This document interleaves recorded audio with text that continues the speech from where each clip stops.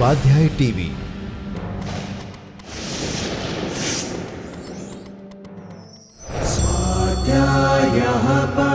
Doctor Baba Saheb Ambedkar open university.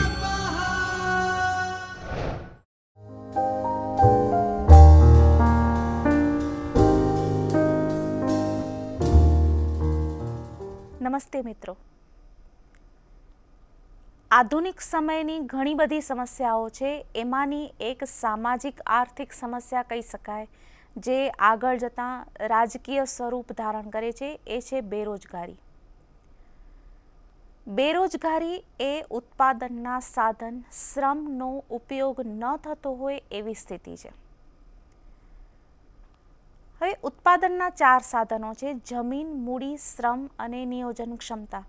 ઉત્પાદનના બીજા બધા જે સાધનો છે, જેમ જમીન હોય, જમીનનો ઉપયોગ ન થતો હોય, મૂડી હોય, મૂડીનો ઉપયોગ ન થતો હોય, તો એની એટલી બધી વિઘાતક અસરો નથી. એની અસર ખરાબ કહી શકાય એવી હોય કે એને જો એક્સક્લુડ રખાય તો વિકાસનો દર ધીમો રહે. પણ શ્રમ ઉત્પાદનનું જીવંત સાધન છે. હવે શ્રમનો ઉપયોગ ન થતો હોય તો એના ઘણા બધા સાયકોલોજીકલ, સોશિયલ, પોલિટિકલ એવા ઘણા બધા પ્રભાવો થાય છે. એટલા માટે શ્રમની બેરોજગારી એક મેજર ઇસ્યુ કહી શકાય. કોઈ પણ શ્રમ વ્યક્તિ બેરોજગાર શા માટે હોય છે? કોઈ પણ વ્યક્તિને બેરોજગાર હોવું ગમતું નથી. કામ ન મળે એને બેરોજગાર સામાન્ય ભાષામાં આપણે કહીએ છીએ. પણ ઘણી વખતે એવું હોય છે કે દરેક વ્યક્તિ જે રોજગાર શોધતી હોય એની પોતાની અમુક શરતો હોય છે કે મને આટલું કામ કરવાથી વળતર મળવું જોઈએ, આ જગ્યાએ મળવું જોઈએ, કામના કલાકો આટલા હોવા જોઈએ, કામનો સમય આટલો હોવો જોઈએ. પણ તેમ છતાં અર્થશાસ્ત્રની પરિભાષામાં કહીએ તો બેરોજગારીની જે વ્યાખ્યા આપણે બતાવવાની છે એ કહી શકાય કે બેરોજગારી એટલે પ્રવર્તમાન વેતન દરે કામ કરવા ઈચ્છતી વ્યક્તિને કામ શોધવા છતાં પણ કામ ન મળે ત્યારે તેને બેરોજગાર કહેવાય છે. અહીંયા ખાસ ધ્યાનમાં રાખવાની બાબતો કઈ છે? એક, પ્રવર્તમાન વેતન દર. જ્યારે કોઈ એક વ્યક્તિ પોતાના માટે કોઈ અમુક રકમ નિશ્ચિત કરે છે, ધારો કે એક નવી જ ગ્રેજ્યુએટ થયેલી વ્યક્તિ, એ સ્કિલ્ડ લેબર પણ હોઈ શકે, કોઈ ખાસ ટ્રેનિંગ લીધેલી વ્યક્તિ હોઈ શકે, અથવા તો સેમી સ્કિલ્ડ હોઈ શકે. ધારો કે કોઈ એક વ્યક્તિ એવી ઈચ્છા વ્યક્ત કરે છે કે મને જ્યારે હું કામ ઈચ્છું ત્યારે મારા કામ માટે મને 30,000નું વેતન મળવું જોઈએ.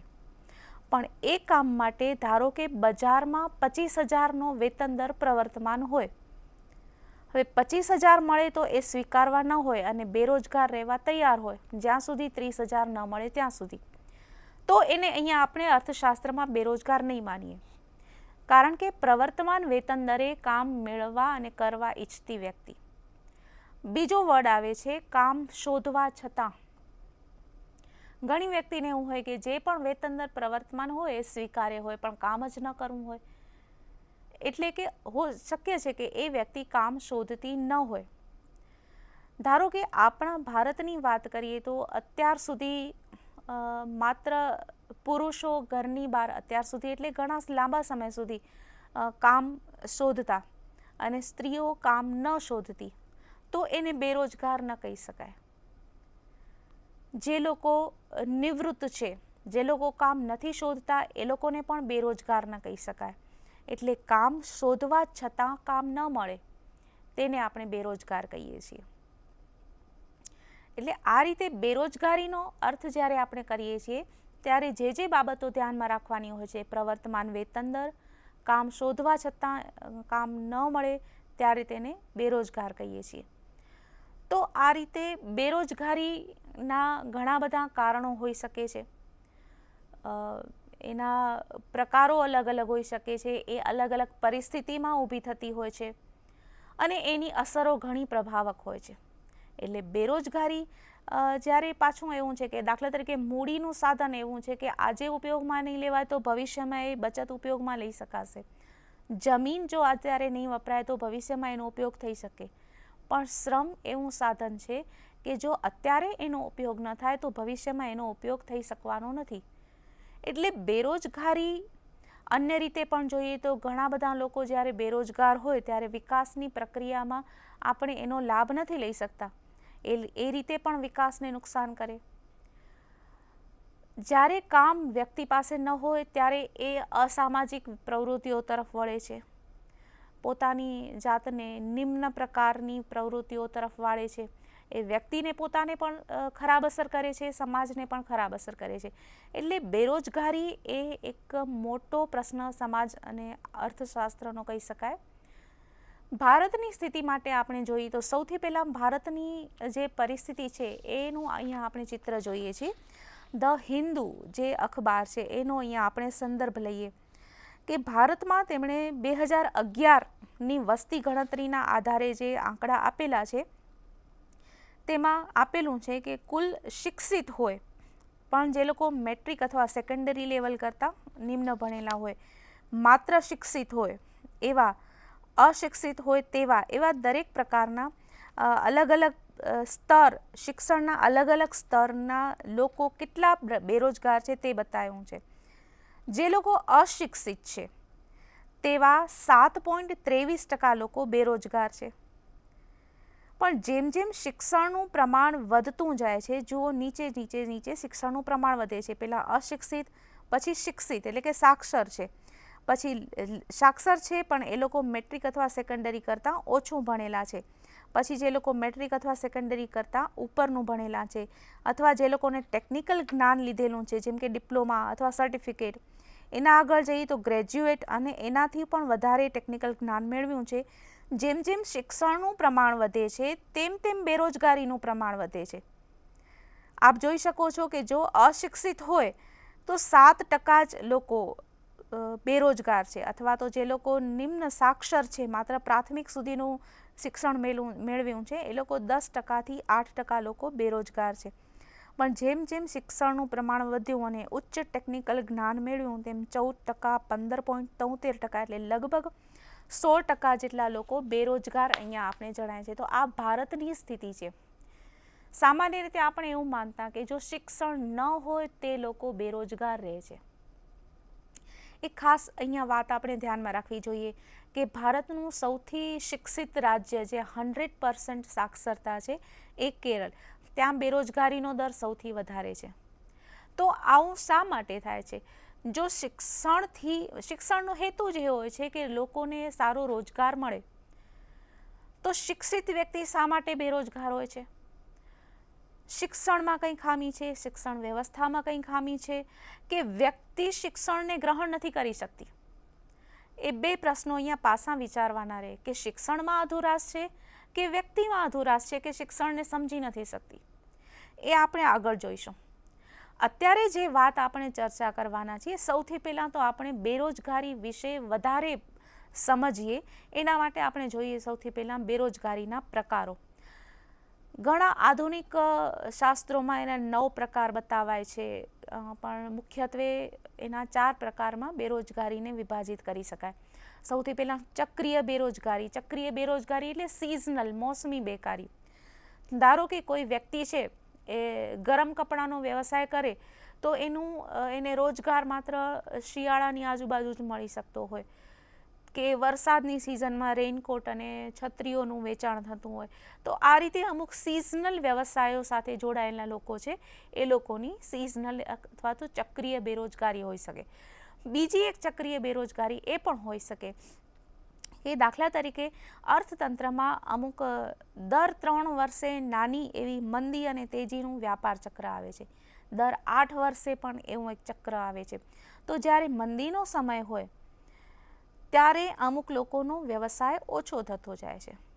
જેમ તેજીનો સમય આવી જાય, દર 3 વર્ષે, દર 8 વર્ષે એમ ચક્ર ચાલે છે, જેને વ્યાપાર ચક્ર કહીએ છીએ. તો તેજીના સમયમાં વધારે રોજગાર મળે છે. કિસાનો હોય એ લોકોને પણ આ ચક્રીય મોસમી બેરોજગારીનો સામનો કરવાનો હોય છે. જોકે જેમ જેમ ટેકનોલોજીનો વિકાસ થાય છે તેમ તેમ 12 મહિના માટે રોજગાર અથવા તો કામ મળી રહેતું હોય છે.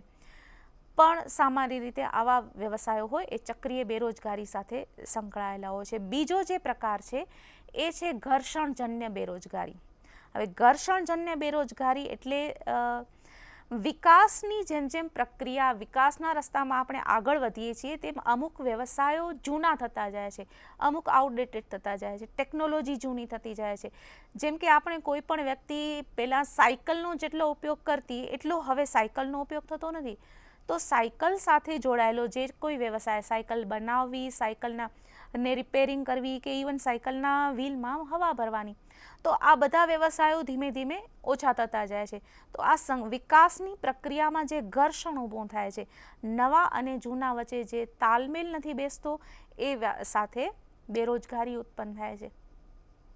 એક થોડીક આપણે આડ વાત લઈ શકીએ કે જ્યારે ટેલિફોન શરૂઆત થઈ એ વખતે એવું આપણને કહેવાતું હતું કે જેમ જેમ પોસ્ટ ઓફિસનો જેમ જેમ ઉપયોગ હવે ઓછો થતો ગયો, પોસ્ટનામાં કામ કરતા કર્મચારીઓનું કામ ઓછું થતું ગયું, તેવી જ રીતે જેમ જેમ આપણે આગળ વધીએ છીએ તેમ તેમ એક અમુક વ્યવસાયો જૂના થતા જાય છે, અમુક વ્યવસાયો નવા નવા આવતા જાય છે.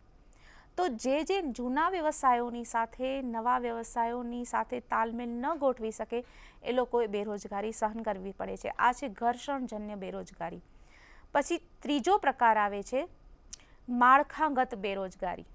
જ્યારે અર્થતંત્રમાં સ્ટ્રક્ચરલ ચેન્જીસ થતા હોય કે આખું માળખું જ બદલાતું હોય, એ લગભગ આ આપણે ઘર્ષણજન્ય બેરોજગારી જોઈએ એના સાથેનો જ છે.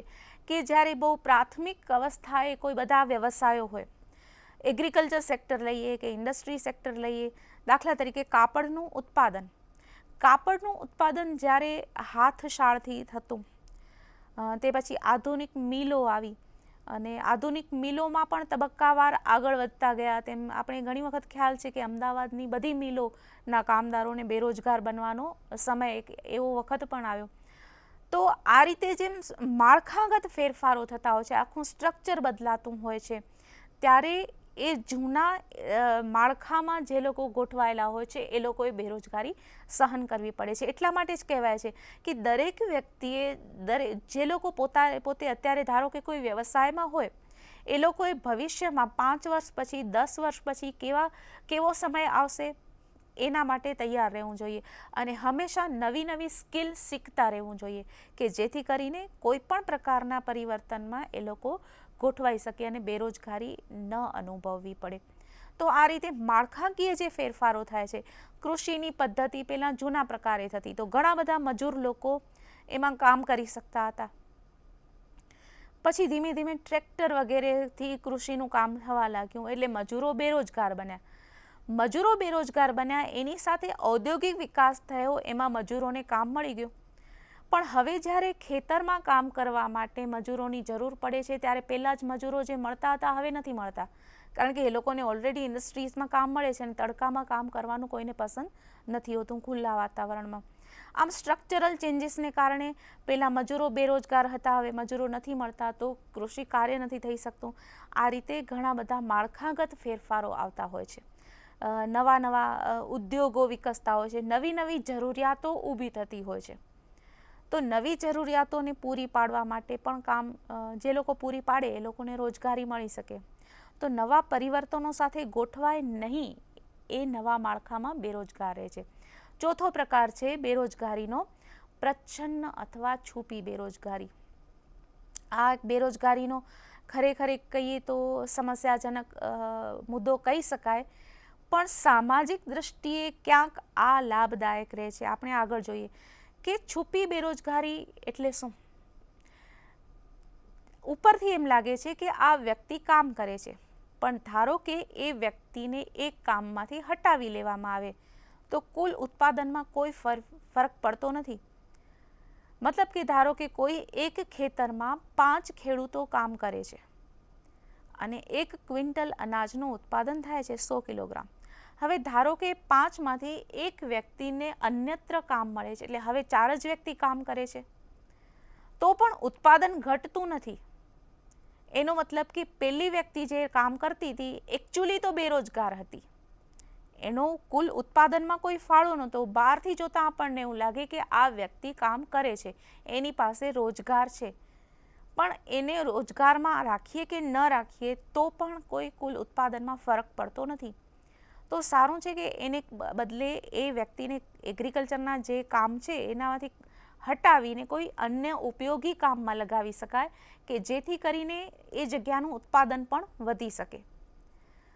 ભારતીય રેલવે અથવા તો ભારતમાં જ્યારે નવી સ્વતંત્રતા મળી અને સરકારી ક્ષેત્ર, જાહેર ક્ષેત્રનો બહુ વિસ્તાર થયો, ત્યારે લોકોને રોજગારી આપવા માટે ક્યાંક આ સરકારી સત્તાધારી પક્ષને પોપ્યુલર બનવાનું એક પગલું પણ ગણી શકાય કે એટલા બધા લોકોને જાહેર ક્ષેત્રોમાં, પબ્લિક સેક્ટરમાં કામગીરી મળતી ગઈ કે એ ક્ષેત્રમાં એકચ્યુઅલી એનામાં એટલી જરૂર હોય જ નહીં. ઇન્ડિયન રેલવે આ માટેનું એક ખાસ ઉદાહરણ છે. ઇન્ડિયન રેલવે કહી શકાય, ઇન્ડિયન બેન્કિંગ સેક્ટર કહી શકાય. એમાં જરૂર કરતાં બહુ ઘણા કર્મચારીઓ કામ કરતા હતા. એના કારણે વેતન ઉપર થતો સરકારનો ખર્ચ ઘણો બધો હતો. ધીમે ધીમે સરકારને આ સ્ટ્રક્ચરલ ચેન્જીસ કહી શકાય કે એવું લાગ્યું કે એકચ્યુઅલી ઇન્ડિયન રેલવેમાં આટલા બધા કર્મચારીઓની જરૂર છે જ નહીં. ધીમે ધીમે જે લોકો નિવૃત્ત થતા ગયા તેમ તેમ એ જગ્યાએ નવી ભરતી ઓછી થતી ગઈ અને જરૂર પૂરતા કર્મચારીઓને જ કામે રખાતું ગયું. તેવી જ રીતે બેન્કિંગ સેક્ટર છે, જેટલા પણ પબ્લિક સેક્ટરના ઓફિસીસ કહી શકાય એટલે બધામાં નિમણૂક ઓછી થતી ગઈ અને આ રેશનલ બધું કહેવાયું, તર્કબદ્ધ કહેવાયું. તો આ રીતે એક કહી શકાય કે જ્યાં 10 લોકોથી કામ થતું હોય તે જગ્યાએ 20, 25, 30 લોકોને રોજગાર મળતો હોય તો બાકીના 20 લોકો એકચ્યુઅલી બેરોજગાર જ છે. ઉપરથી એમ લાગશે કે એ લોકો કામ કરે છે, પણ એ લોકોનું કુલ ઉત્પાદનમાં ચોખ્ખો કોઈ ફાળો નથી હોતો. એ લોકોને હટાવી લઈએ તો પેલા 10 લોકો એટલું જ કામ કરી શકશે. તો આ છુપી બેરોજગારી છે. એ લોકો કામ કરે છે પણ એકચ્યુઅલી એ લોકો રોજગારી નથી. આ છે બેરોજગારીના પ્રકારો. ઘણી બધી વખત એવું પણ લાગે કે આ વિકાસ જ્યારે થાય છે ત્યારે વિકાસના કારણે જેમ જેમ નવા ઉદ્યોગો વિકસે, નવા રોજગારના ક્ષેત્રો વિકસે, તેમ છતાં પણ એ વિકાસ છે તો રોજગાર શા માટે નથી? જોબલેસ ગ્રોથ એને કહેવાય છે. તો એ બેરોજગારીના કારણોમાં પણ આપણે આગળ અધ્યયન કરશું. હાલ આપણે અહીંયા અટકીએ અને ત્યાં સુધી આપનો સમય ઘણો જ શુભ રહે તેવી શુભેચ્છા. આભાર. स्वाध्यायः परमं तपः